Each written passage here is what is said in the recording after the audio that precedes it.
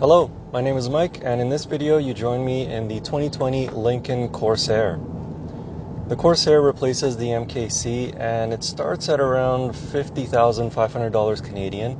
However, this model that I'm in right now, as it's spec'd, it's around $67,000. That's quite a bit of money, and that puts it right into the same price range as the BMW X3, the Audi Q5, Mercedes-Benz GLC, Volvo XC60, Acura RDX, all of those small luxury SUVs. So is this Corsair as good or maybe even better than its closest competition? Well, let's find out.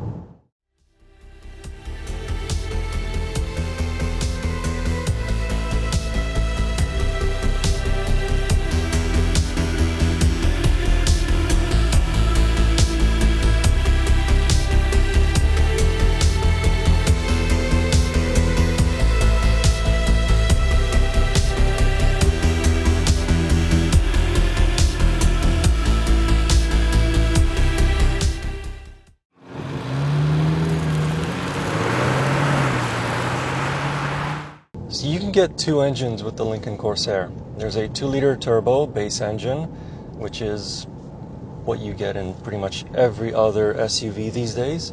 Or you can get the 2.3-liter turbo engine that's under the hood of this car. It produces 295 horsepower and 310 pound-feet of torque.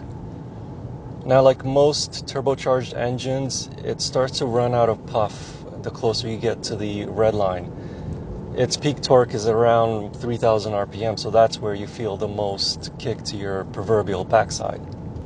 One good thing that this engine really has going for it is just how quiet it is, although that has a little bit also to do with how much sound insulation there is.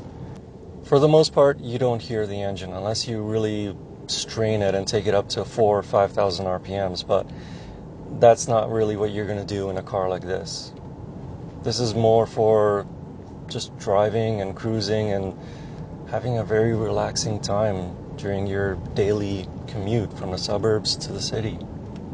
Made to the engine is an 8-speed automatic, which for the most part is a smooth transmission. I say for the most part because at times, in first or second, it can make the Corsair feel jerky when you lift off the throttle momentarily and then apply the throttle again after half a second or so. It doesn't happen often, and through the rest of the gears, the transmission works flawlessly. One thing that takes quite a while to get used to are the brakes. Specifically, when first applying them, they feel a bit too grabby and overly sensitive. After the initial bite though, they are easier to modulate, making for smoother stops. Forward automatic emergency braking is standard on the 2020 Lincoln Corsair. In terms of how it goes around corners, it's meant to be a luxury SUV, and it drives as one. So the steering isn't too light, but it's also not too heavy. It feels direct, but it doesn't encourage you to really go fast around the corners. You can change the drive modes, which will obviously change how the engine responds and how the transmission responds, but it'll also stiffen up the adaptive dampers a little bit, which will control a little bit more of that body roll. Ride comfort, though, isn't really affected. It's still super smooth.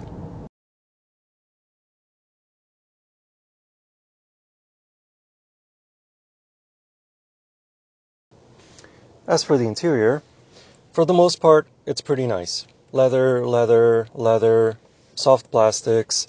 There is quite a bit of black piano around the center console where the climate controls are and on the steering wheel.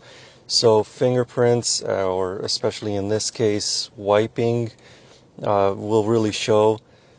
But other than that, it's actually really nice. As long as you don't look too far down, because down towards the bottom, hopefully you can hear that, scratchy plastics, not so nice.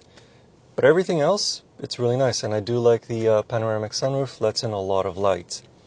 The front seats are not quite the 30-way perfect position seats of the Lincoln Continental, so unfortunately you have to only make do with just 24-way seats.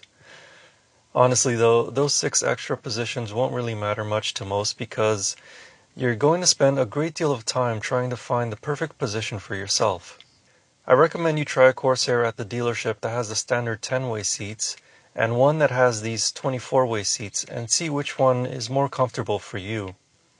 Don't just go for the one that has a bigger number. You may not like them. In the back, there's an ample amount of room for regular-sized adults, but my 6'4" stature is a bit too big for a comfortable position. My knees just barely touch the front seats and my hair brushes against the headliner. However, you can recline those rear seats for a tiny bit more headroom.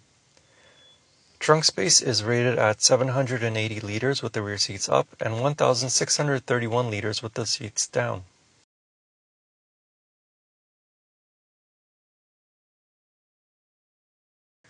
As mentioned, the Corsair starts at $50,500 Canadian. Well, this reserve trim starts at $50,500. The standard trim of the Corsair starts at $44,700, but you get more as standard on this reserve trim, such as the hands-free tailgate, panoramic sunroof, 19-inch wheels, premium audio system, and LED fog lamps.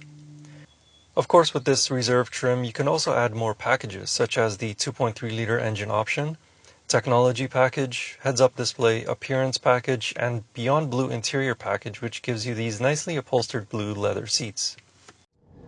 So in conclusion, at around $67,000 Canadian before fees and taxes, is the 2020 Lincoln Corsair worth it? Well, to be honest, you don't really need all of the bells and whistles, so that price can go down. And of course, being a Ford product, I'm sure there's going to be sales throughout the year, so you can save a bit of money that way. But is it better than the European or even Japanese competition? Well, in terms of outright performance, it isn't. But in terms of comfort, yes, I think it is as good, maybe even better in certain situations. If you'd like to know more about the 2020 Lincoln Corsair, I wrote a comprehensive review of it over on my website. You can find the link in the video description down below. And as always, I will see you in the next car or truck or SUV. Yeah, it's probably going to be an SUV next time. Anyway, thanks for watching. Take care.